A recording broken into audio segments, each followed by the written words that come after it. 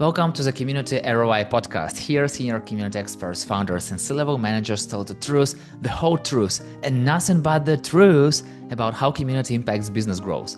By listening to these conversations, you'll get actionable steps on how to connect community goals with business goals to skyrocket business growth while still bringing extreme value to community members.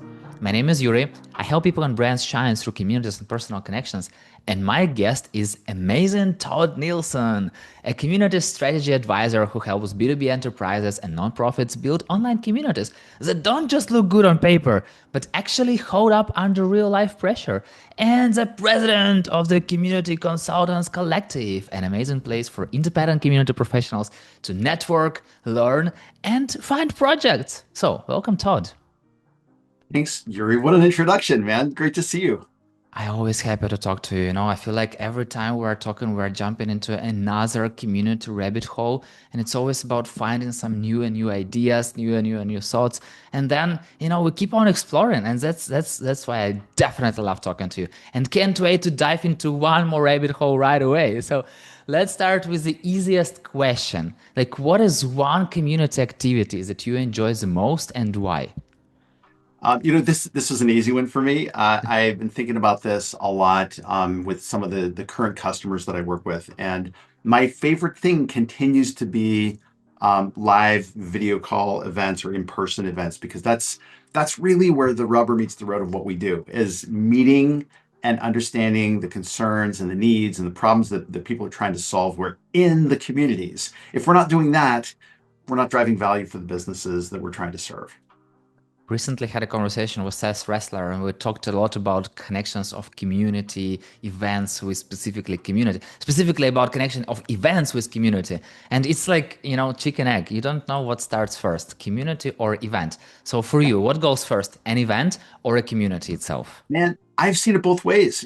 So there was a community that I was serving back around COVID times that was Milwaukee based, and it was professionals of color who were coming together to support each other through COVID and to fight against the notion that there wasn't enough diversity to hire in that particular regional market. They were fighting the myth, which was awesome. And that event-based community was moved into being like a virtual community, an online community space to fill in the gaps between those live events that they have. So I've definitely seen it that way. But I've been working in a community recently that has been a long-standing online community that had no events. And so like getting that rolling for them has now given the members another, I'll use a academic term, another modality to meet with each other so that they can have more intimate connections. Like it's a very different thing having a face-to-face, via video call kind of conversation or even voice to voice than it is having text-based mediation of our communication. And so it can definitely work both ways. I don't think it's an either or. I think it's a both and kind of situation. I talk to hundreds of community professionals, and of course, many of them run events. And sometimes when I ask them, okay, like you've done this event, so what's the ROI? Like, what's the community value? What's the business value? Usually people talk about, yeah, there were a lot of connections. It's always nice to see people in real life. Or, yeah, we talked, blah, blah, blah. And it's amazing, of course. It's like the number one goal of the event to make these connections. It's so nice to finally, we recently hosted the conference in Berlin for 800 freelancers. It was so amazing to meet people I knew only online in real life and to shake their hand and to just see what their height is and just to have this human to human conversation. But then, it's always about the business value. Like, what is the business value? So from your experience, what is the business value of event? And not just one. What are the business values of the event? Yeah, I mean, I think So to go to the one customer that comes to mind from this is the Truth Initiative that I've been working with for a number of years, and the value of those live events, that deeper sense of connection and deeper sense of responsibility for people who are trying to quit smoking or vaping. These are people who are trying to make a behavioral change, a significant one in their lives, so that they can live longer, which is a good goal. And I think that, this is one of those cases where the goals of the organization are very much aligned to the goals of the individual members that are there. And the research that Truth Initiative has participated in, Amanda Graham, who's the head of the X Program Initiative through Truth Initiative, have found that active participation in online events and communities has a higher correlation with the ability to quit, a bad habit like smoking, or that's not a bad habit, a deadly habit like smoking or vaping. And so, yeah, I mean, I think that that is definitely a driver of business value. I think for other organizations, like I've seen events like conferences, be a means of getting product ideas, of driving customer advocacy opportunities. Hey, I want to interview you for our community podcast.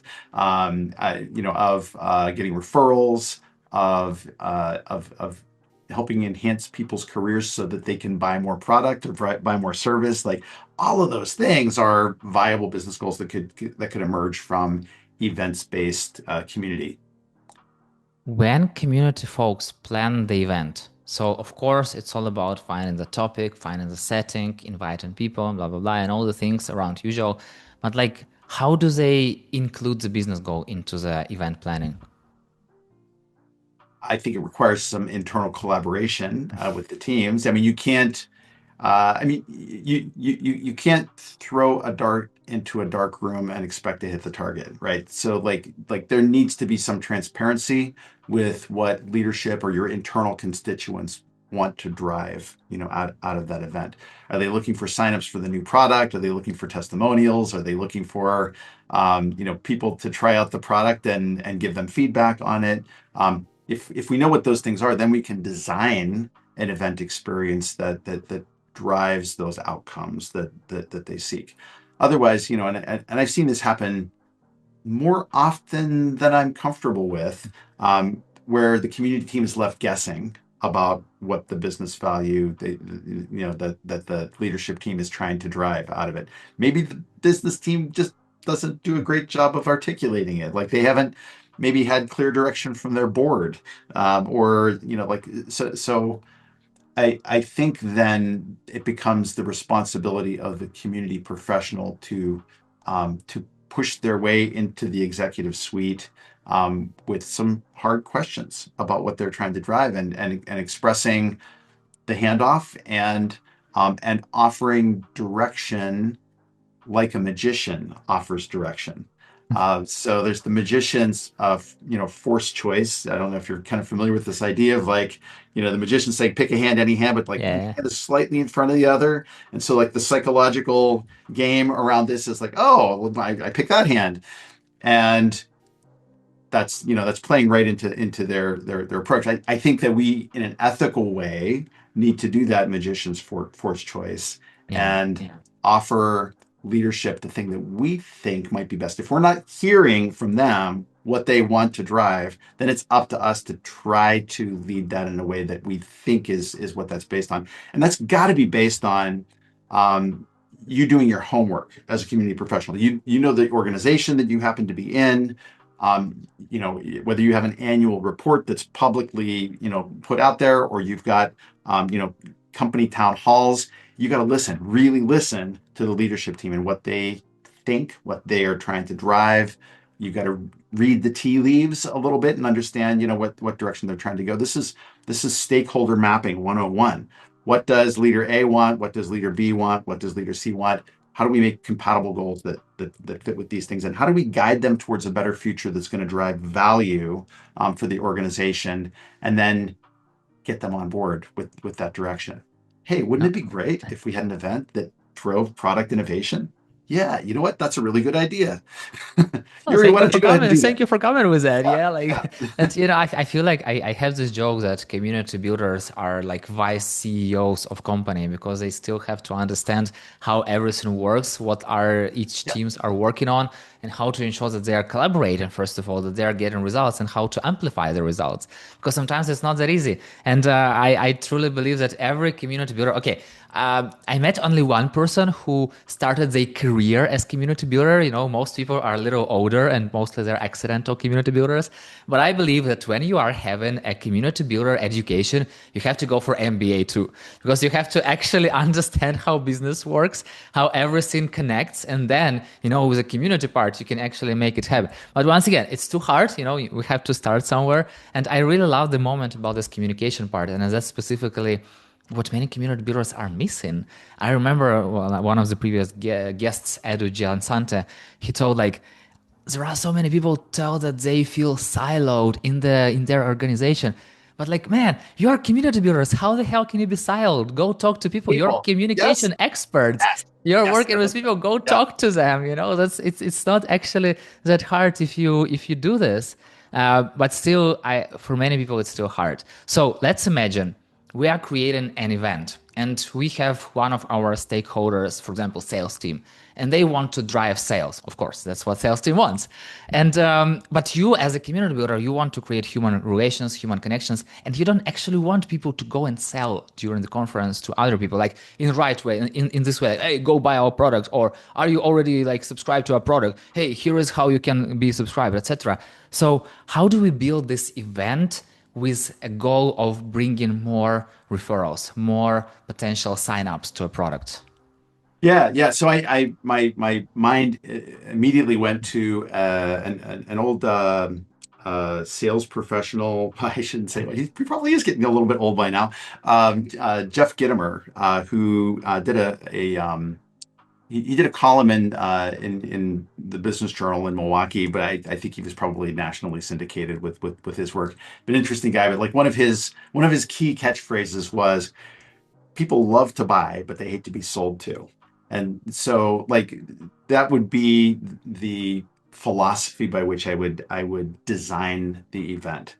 So create the conditions for buying. That means help them feel trust in the company, help them feel trust in the product and what it does, inform them about it, maybe even do engage in a little storytelling about how their lives may be better by using the product or service, and then make it easy for them to sign up, or even make referrals to others who they think might be a good fit for it. It's about engaging in conversations in those spaces. It's not about getting people to sign up, for demos for that. Like that should be the incidental goal. The real goal is building trust with the event. Now that's hard to sell to a sales team, but I think that many of them will understand like the hard sale, just getting butts in seats to do the demos, and like that's not a great approach to sales either.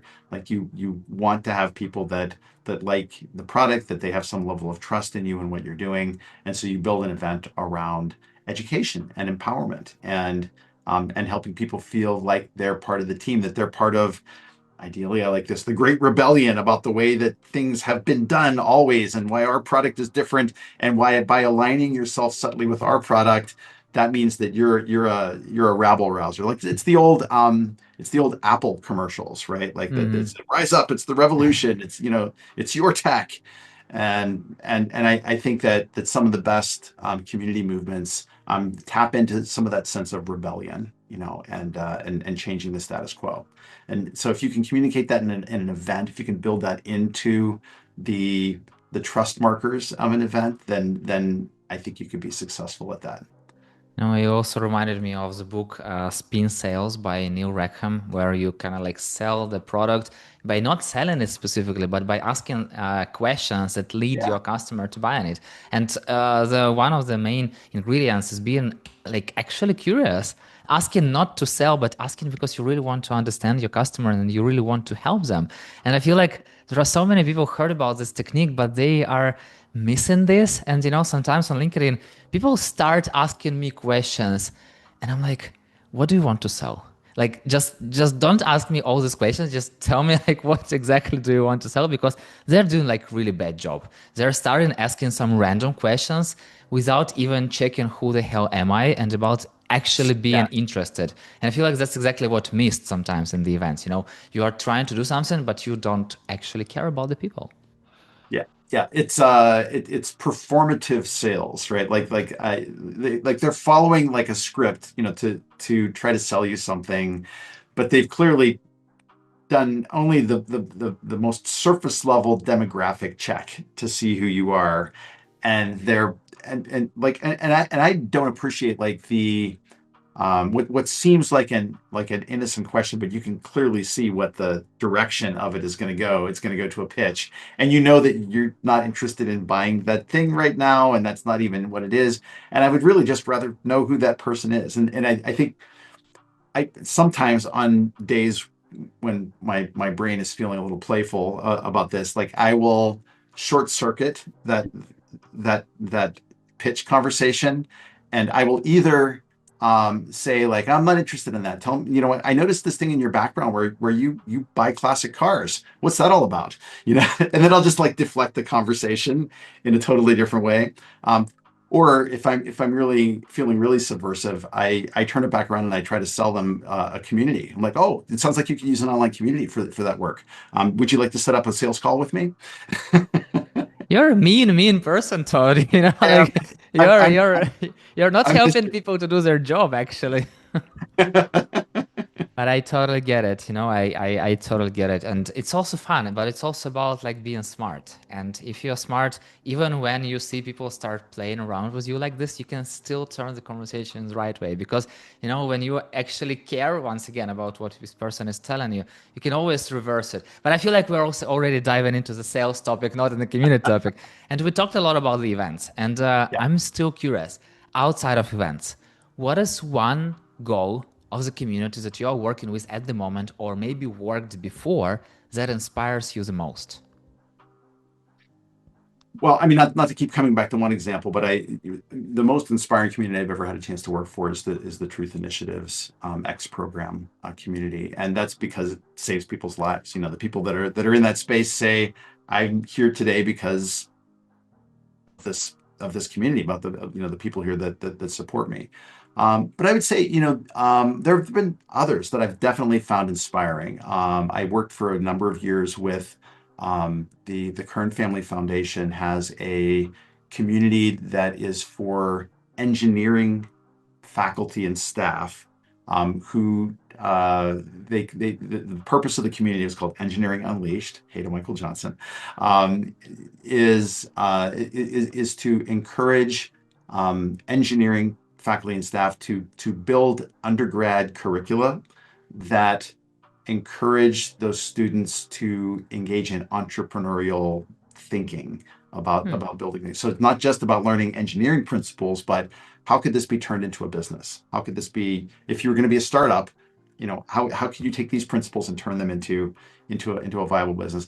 I think that's an inspiring purpose for community, and it was an opportunity that like when you think about like building communities, you want something that brings people together for a common goal. For them, it was really about building collaborative uh, lesson plans or curriculum. And so, like a core um, custom part of that community was this platform they built for building out a curriculum, multiple uploads, multiple PDFs, laying out the lesson plan, talking about how long it is, adding some video to it, and having like multiple people who could collaborate that on that for credit, and then use that for their own professional efforts to get tenure in roles.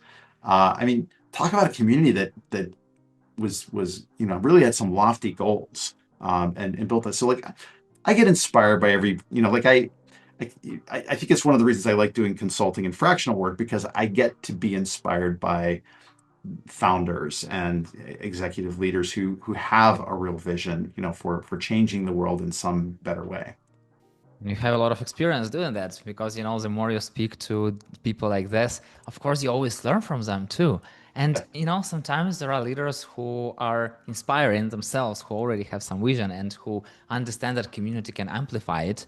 but there are people who heard, oh, community, I need this, and they have no idea of what is it. Do you work with such people?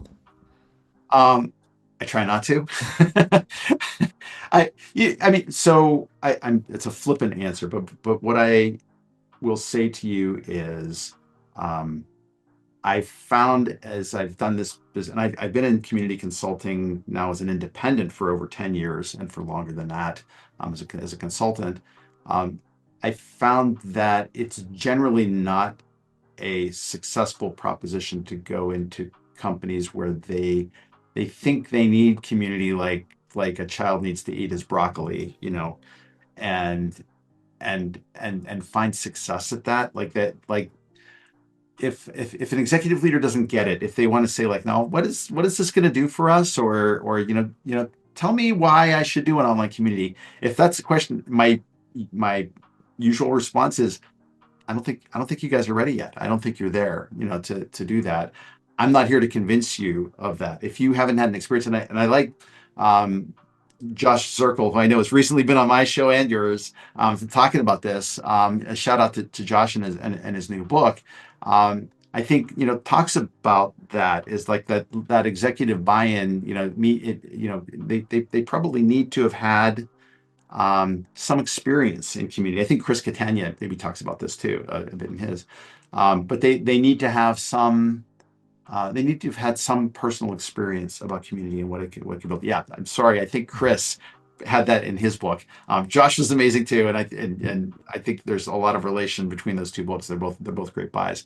Um, but the that whole idea of if the leader, if the person championing community hasn't bought into it themselves, if they see it as just sort of a proxy or another marketing tactic in what they do, I think it adversely affects the chances of being successful with a community program in that organization.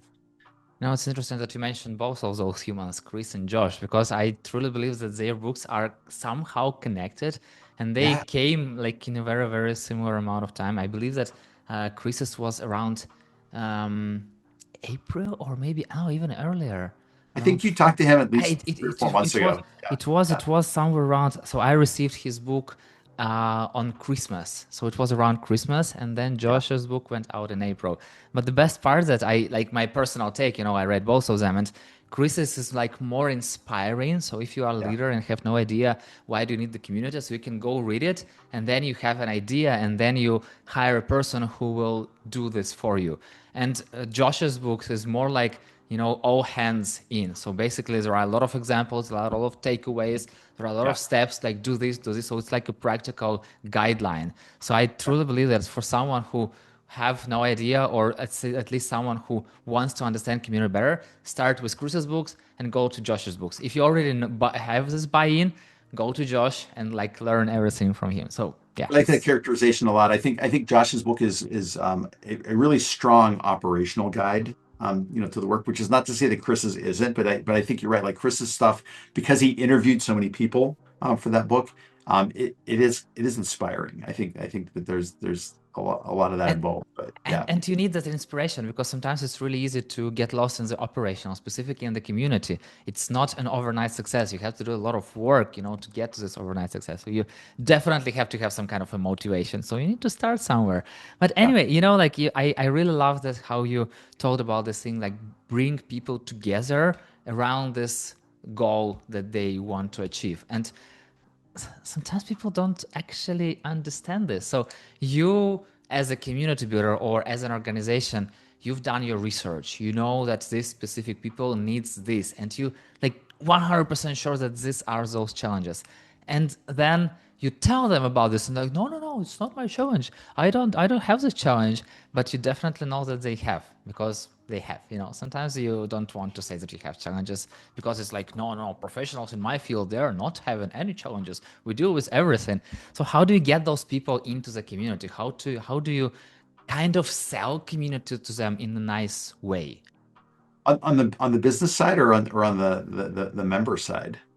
On the member side, I would say, Yeah, because yeah, business follows, but once again, I would say it's intersected because you have to have if you are a community member, you have to have something like personally. And okay, if we are talking about the community that you gave an example, that yes, saving your life, it's a personal goal, of course.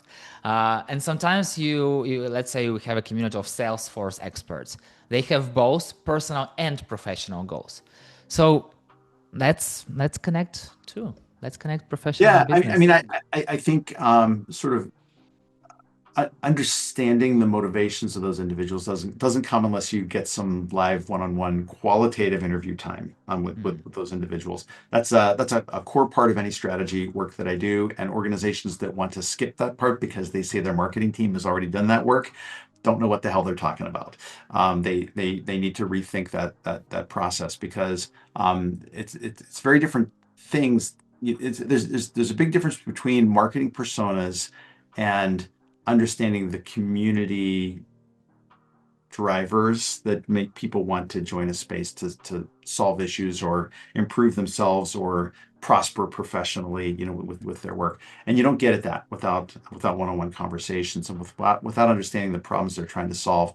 And you're right, in some cases you may get people you interview that say like, no, I don't have that problem, which is the reason we have to have some level of uh, empathy or ethnography background to not only ask the questions and hear what they're saying, but see how they're reacting to that work. Like I think video calls are really important for that sort of thing, because ethnographically, then I can understand if they look like they're a little uncomfortable, if they're a little defensive about the question, if they, if the pitch of the voice rises, or if they want to change the subject. Like these are all tells that you need to watch. I think good community good community professionals are probably also good poker players, right? Like we need to be able to read the tells, of the people we're trying to serve and to help them as best we can. And so, but I do think like the other thing that helps with that process of understanding and building the value proposition for someone to come in and join a community comes from not settling for just a couple of interviews with potential members. Like I'm aiming for minimum 8 and maybe as many as 25 interviews to run. And you probably know by the third or fourth interview what some of the key themes are, some of the key drivers or needs are through that, especially if you're asking questions in sort of the same relative order, you're running the interview. That stuff then emerges from the conversation, no matter how much somebody might be trying to avoid it as an issue for themselves.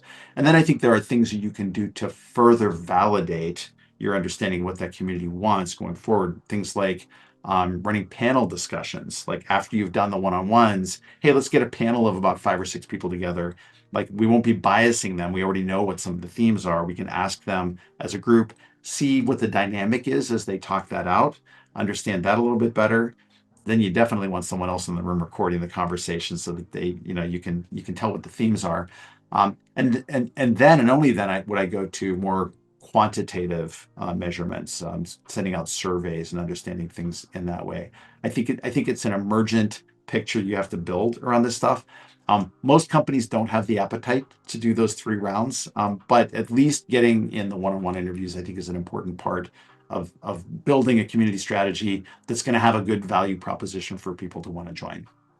No, I totally get what you're talking about, and I totally understand that it's the best way to actually understand people whom you are building community for. And also the thing that you've said, that most companies are not going the whole way. They want to skip some parts, they want to start with like 5 interviews, maybe that's enough, etc. But as a community builder, it's your job. Like you have to do this. You have to know your members, you have to understand them, you have to know like what's the air that they are breathing.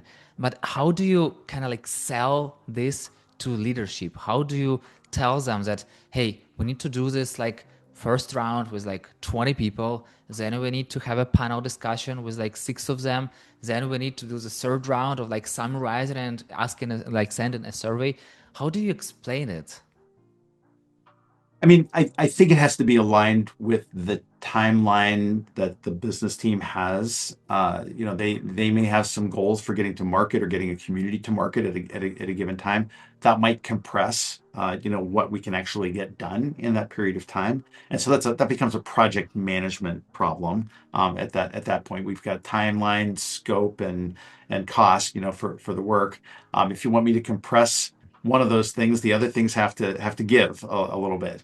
And so I think that's one set of considerations, but I don't think I'm getting at the what you're asking about, which is the motivation around their desire to do that.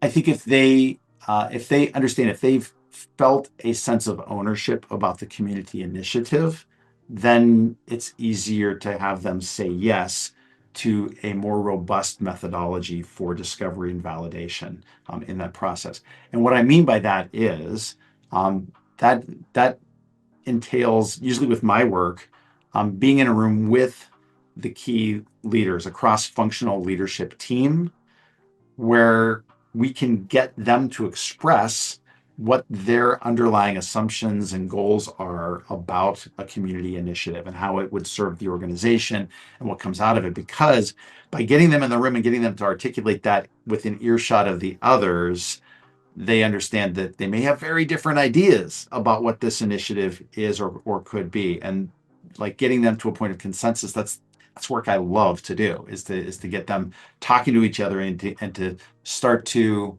bring together a vision of what that is. And it's usually not super difficult to get people on the same page about it, but to get them sort of aligned narratively with that by getting that group in the same room and understanding, what's at stake and sort of what we're trying to drive when.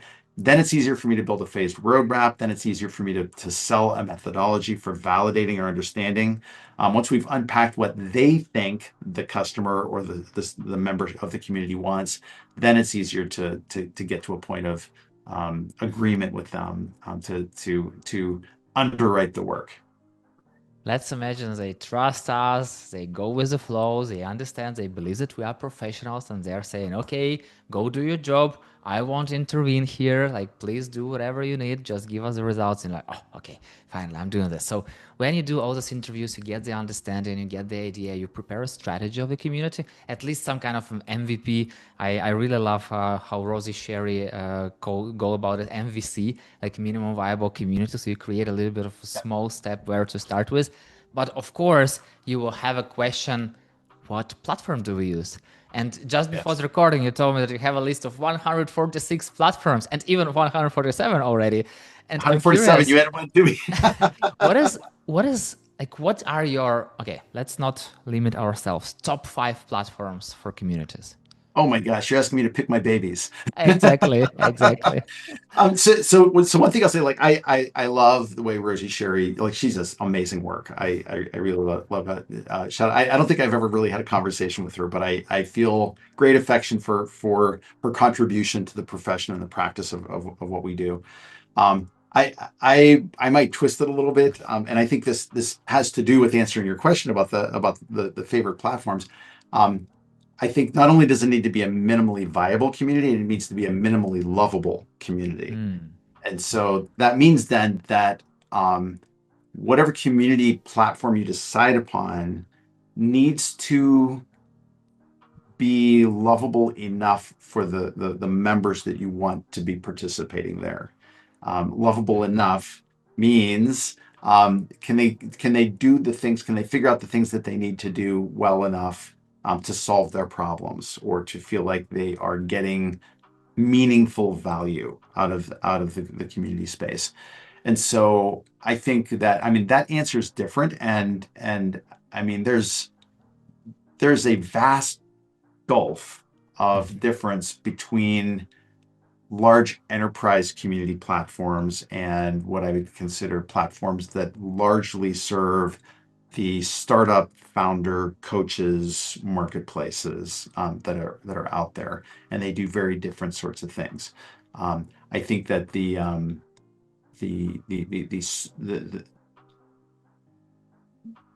group of enterprise platforms, it's easier to say, a group of the five that you would expect to see in the space now. Like I think Koros's star is setting for a lot of reasons that I just won't get into on this. And not I not don't wish to speak ill of any platform, so I won't.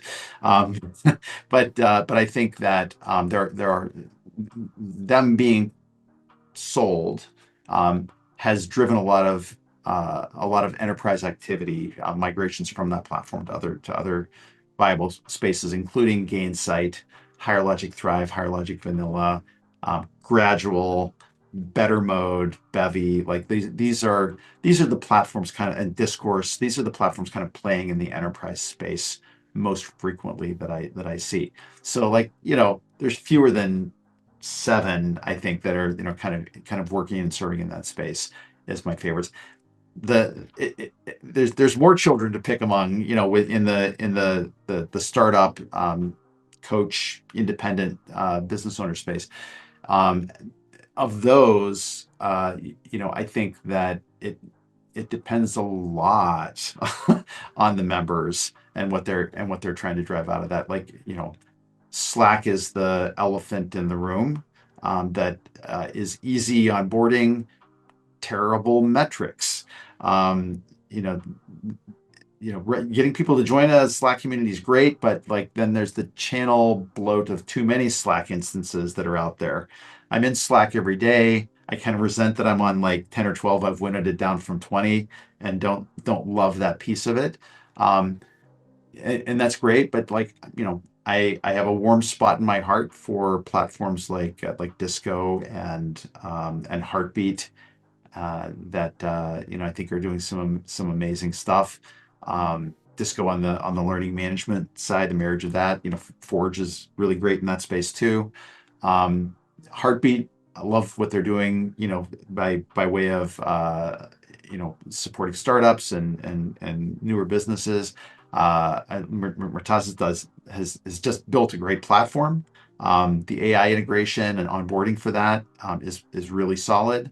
I think it's a no-brainer for small orgs that are trying to get a proof of concept up and running, and probably a place that can grow with them over time. So, sorry, you asked me a simple question, top five, but I don't have a simple answer for you around this. We And I need to think like start somewhere. yeah, but I think like the more I've looked into the abyss of like all of these platforms that are out there, the more it's stared back at me and like the nuance and the specializations that are out there in the market are really interesting. I mean, I think we are in a highly competitive platform space. That the ecosystem that's out there of all the choices, that are there. You mentioned 146, 147 platforms as of the one that you mentioned to me this morning that I hadn't heard of. These are the choices here, are incredible. You know, that list includes a significant number of what I call legacy platforms, old discussion forums that probably like five people are still using, in the world out there that are sitting up on a GitHub repository somewhere for somebody to download and use. But I think that there are a lot of them are viable, active commercial platforms that are pay to use. They have some kind of freemium model. You can get in and check them out.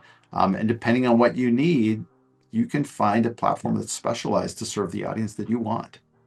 Now, the crazy part that I see right now in the market that more businesses start to kind of understand the word community. They understand that it's more than audience, and that maybe they can even like to build something for them. And there are, of course, businesses on the other side who, oh, community, we need to create another community platform. And they usually do it without actually seeing what's on the market and without talking to community builders, to community managers, etc. They just create another shitty platform called a community platform and try to sell the hell out of it. That doesn't always work, but okay, kudos to them. Go have fun. If you don't have money to spend, okay, whatever, go do it. And what I really like that you told this platform have to be lovable. And from your experience, once again, like I didn't even know there are so many platforms exist. And from your experience, what a platform have to be lovable?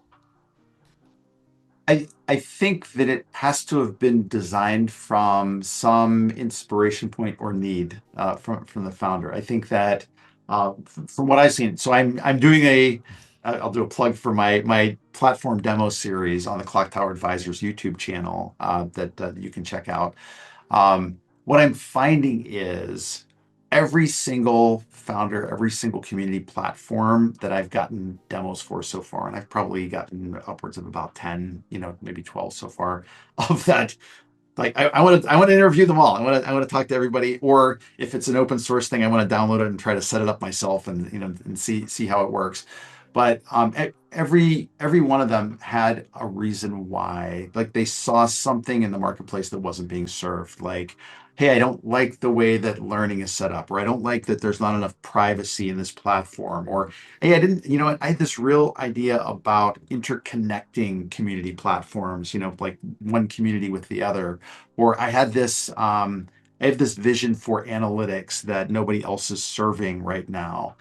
Like there's always something that's at the core of that. And so I think what's been interesting for me to sift through with those, you know, the lovable parts of each of them, because I think there is something lovable about each of them that I've looked at, um, is cutting through the marketing cruft of what tends to be on every community platform site, because there's the table stakes features and functionality that you would expect to find in every platform and that are more or less there with all of them. And they want to convince you that they have all the things that you need, to build a community. But really kind of like reading between the lines or playing detective to say like, well, what is it that they're really saying that they're good at? And so that's what I've been trying to get at with this analysis of all those platforms. Like what is stand out about this particular platform? Oh, it's a mobile first design. That's the thing they're really touting. That's interesting because not a lot of platforms have taken that route. More are, but Disciple Media was first to the market, I feel, doing a mobile first design, with their experience.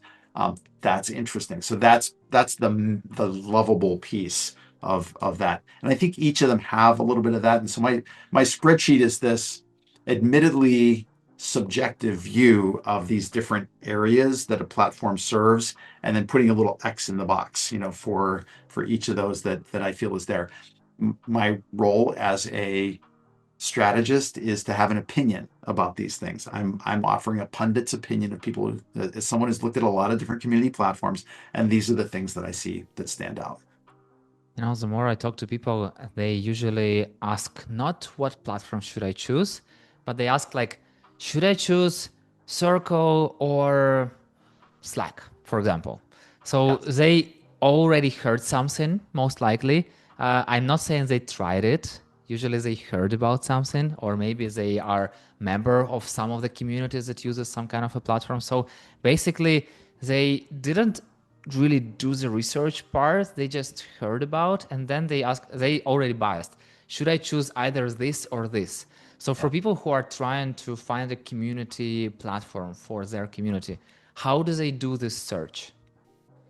Yeah, I mean, I think that's a horizon scanning issue, not being aware of the things that are available. And my goal is not to overwhelm people with the choices are there. My goal would be to understand what are the key things you're trying to drive, with this, like what are your goals, and what do you think the problems are that you're going to be solving, for your members.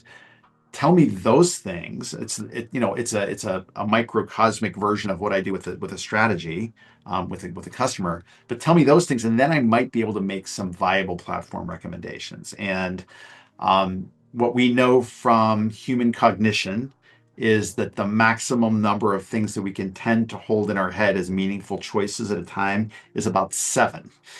And so we don't want any more than 4 to 7 recommendations to kind of look at. We can narrow that down a little more effectively from there. And then as we start to understand things like budget, like which is a real concern, for building these things, those key use cases, the things that make them lovable products, to begin with, and how much work is involved with setting up and running one of these things, then I think they can make some better choices about that work. But I think that it's a self-defense mechanism. Like when I see people come and say like, yeah, should I choose Circle or Slack for that? These are things that they've heard of. They're top of mind because the marketing engines for those things are working well, but that's not a reason to turn it into this dyadic choice, between these two things to begin with. First of all, you should probably be aware of what the wider field looks like. And my goal is by doing this demo series and by um, hopefully soon to be publishing an app by which somebody could put these inputs in that they can then get a meaningful list of some starting places for them to investigate in that process. I can't wait to see this list. And when you have it, please share it with me. I'll be more than happy to share it with everyone. And for now, if you have a question about community platform, go ask Todd. He knows everything. I mean, like almost everything, but like a lot more than usually people know about platforms because he already knows that there are at least 147 of them. So definitely go and ask Todd. And Todd, I really have so many questions and I wish to have the sky is the limit, but time is the limit to our conversation. So the final question. We started with community for business. We started with connecting community goals with business goals. So what is one thing, one small step to take right away for someone who is struggling with identifying their community ROI? I think that the goal is to connect your data with some kind of storytelling. I think that communicating that value to your internal uh, constituents, leaders, and having them understand it's about uh, relating to them a story at a human level about what the difference is, and then backing that up with the data of what's happened. I don't think we can abandon one for the other. It's not about just coming back and bringing a feel good story. It's not just about bringing the data to the table and showing them what that is, as much as leaders want to talk about they're making rational, logical decisions based on the numbers. I got to call bullshit on that. I think that they absolutely look at things like the story and sort of how that made them feel. If they can relate to it on an emotional level, they're more likely to be invested in that. We are a product of our genetics, and our genetic evolutionary history is not necessarily about just the facts. It's about understanding meaning and where we go with that. And that's our storytelling chain. That's what we work from. Last but not least, name two people I should reach out to talk about community ROI. I've mentioned one person to you already offline, Mark Birch, who is doing Tribe ROI. I think is absolutely a guy that you would want to talk to about this work. The other person you should talk to. Have you had George COC Samuels on the stream?